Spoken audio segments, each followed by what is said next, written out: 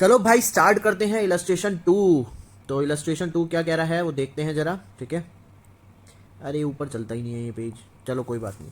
यहाँ पे हमारे लिखने के काम आ जाएगा एसेट्स इक्वल टू लाइबिलिटीज जमा में कैपिटल, ठीक है। और एसेट्स में कुछ मेन है वो लिख लेते हैं, कैश गुड्स फर्नीचर, और cash good furniture plus debtor, ये लिख लेते हैं, ठीक है। बाकी का धीरे धीरे स्टार्ट हो जाएगा। फर्स्ट पार्ट करते हैं भैया। फर्स्ट पार्ट क्या कह रहा है इलस्ट्रेशन 2 का, prepare the accounting equation on the basis of following. First part, started business with cash 70,000। Business start करा भाई 70,000 कैश के साथ, तो कैश में 70,000, गुड्स 0, फर्नीचर 0, डेप्टर 0, लाइबिलिटी कुछ नहीं है। ये 70,000 आपके किस में लगेंगे, कैपिटल में लगेंगे, तो 70,000 रुपये की कैपिटल हो गई। सिंपल है बहुत, ठीक है। सेकंड इक्वेशन, सेकंड कह रहा है क्रेडिट में परचेज करे हैं गुड्स 18,000 रुपये के, क्रेडिट मतलब उधारी में, लाइबिलिटीज में। तो कैश में कोई चेंजेस हुआ नहीं बेटा, गुड्स में चेंजेस हुआ, यस 18,000 के गुड्स आ गए हमारे पास। फर्नीचर कुछ खरीदा नहीं, डेप्टर्स हमारे कुछ है नहीं। अब ये 18,000 पे जो खरीदे थे आपने, ये लाइबिलिटीज पे आएगा क्योंकि क्रेडिट में खरीदा, तो 18,000 की लाइबिलिटी हो गई प्लस 70K की हमारी कैपिटल एज इट इज रहेगी। थर्ड इक्वेशन पे आ जाओ।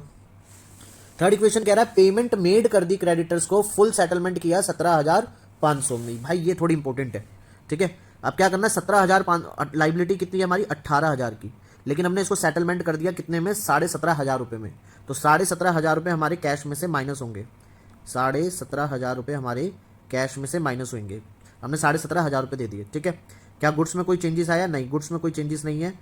फर्नीचर और डेप्टर्स में भी हमारी कोई ट्रांजेक्शन नहीं हुई है। लाइबिलिटीज पूरी की पूरी कट गई, सेटलमेंट हो चुका है, तो पूरे 18,000 जाएंगे। लेकिन अब ध्यान से समझना, यहाँ से कितने कम हुए, सिर्फ माइनस 17,500, और यहाँ हमने ज़्यादा कम कर दिए।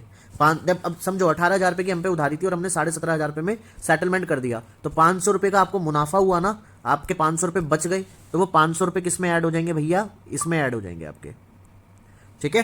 तो अब क्या बनेगी फाइनल इक्वेशन थर्ड की, 70,000 में से अगर 17,500 गए तो भैया बचे 52.5 के, 52,500 माइनस कर लेना, इसमें कोई दिक्कत नहीं है, ठीक है।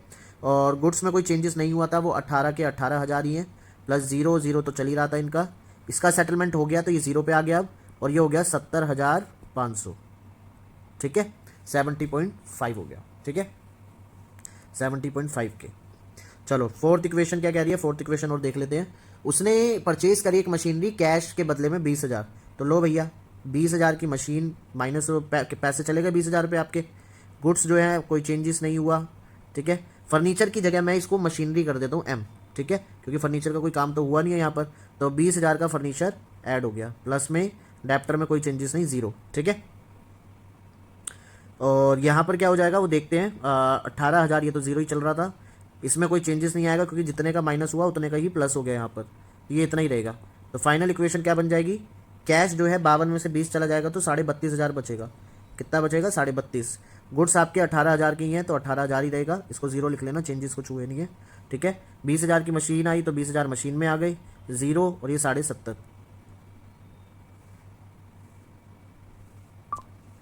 टोटल करोगे दोनों तरफ बराबर 70,500 ही बनेंगे, 70,500 रुपये, ठीक है। देखो 32, 18 कितने हो गए, 50 और 20 70, और बचे 500। तो ये थी हमारा इलस्ट्रेशन 2, होप आपको अच्छे से समझ में आ गया होगा।